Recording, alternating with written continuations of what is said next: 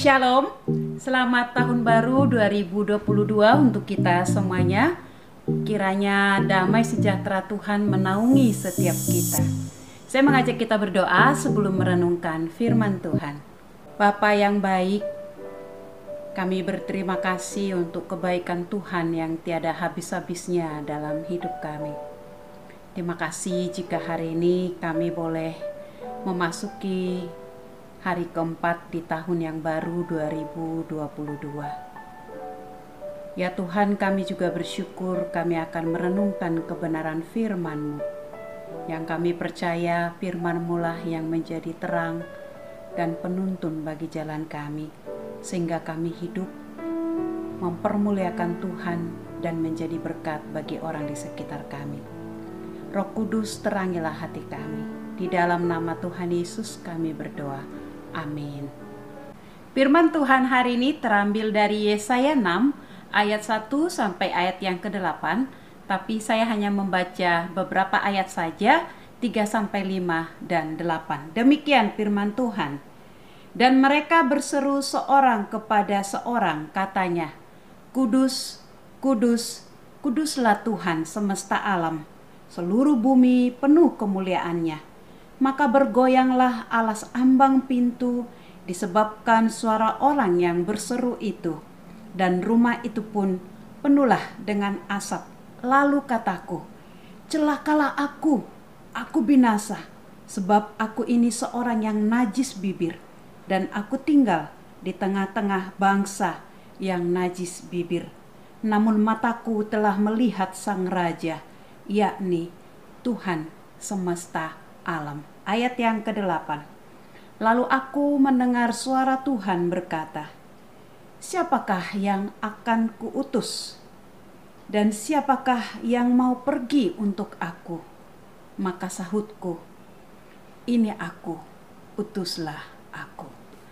Saya memberi tema kita hari ini, perjumpaan yang mengubahkan. Perjumpaan atau berjumpa dengan seseorang dalam kehidupan kita adalah hal yang biasa.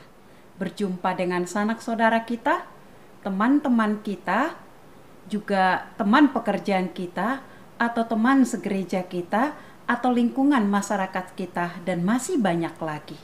Tetapi yang menjadi pertanyaan, apakah perjumpaan itu bisa mengubah seluruh kehidupan kita? Tentu tidak. Perjumpaan dengan seseorang memang bisa mengubah, tapi hanya sebagian hidup kita.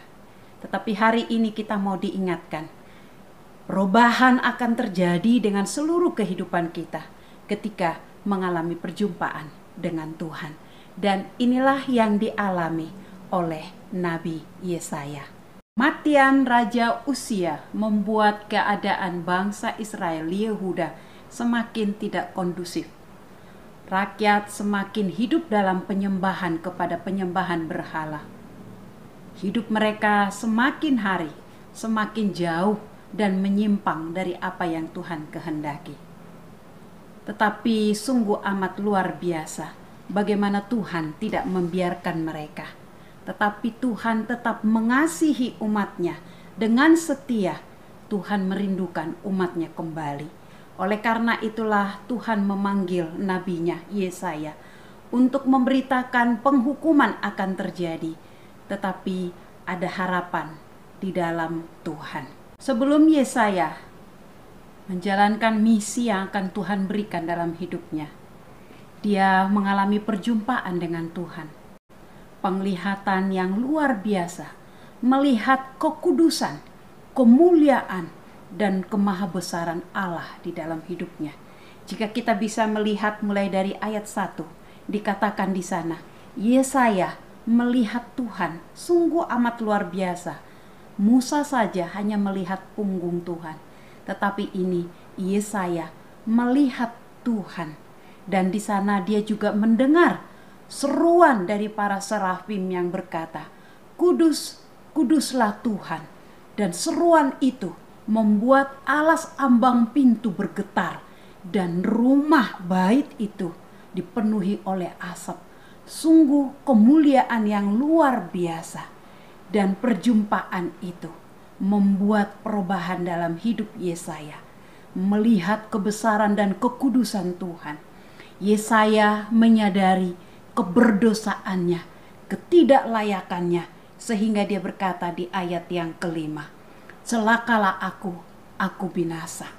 Yesaya menyadari keberdosaannya dan sepantasnya lah dia dihukum. Tetapi kesadaran itu membuat anugerah Tuhan turun atasnya. Di ayat yang ke-6 dan ayat yang ke-7, ia menerima pengampunan yang daripada Tuhan. Dan sungguh pengampunan yang dia terima dari Tuhan memampukan dia boleh menyadari bahwa hidupnya orang berdosa diampuni, dan perjumpaan itu mengubah hidupnya. Hidupnya bukan lagi tentang dirinya, tetapi hidup ini adalah tentang Tuhan. Sehingga ketika Tuhan berseru, siapakah yang akan kuutus? Sehingga dia berespon, ini aku, utuslah aku. Perjumpaan Yesaya mengubahkan kehidupannya menjadi pribadi yang memberi diri sepanjang hidupnya untuk melayani Tuhan. Pelajaran rohani apa yang kita dapatkan dari kebenaran firman Tuhan ini? Mari alami setiap saat perjumpaan dengan Tuhan. Engkau mengalami kedekatan dengan Tuhan, sehingga kedekatan itu menyadarkanmu tentang kehidupan dan juga dimampukan untuk mengisi kehidupan. Sehingga setiap saat, setiap momen kita sadar betul ini adalah kesempatan kita untuk melayani Tuhan yang mengasihi kita, yang beserta dengan kita.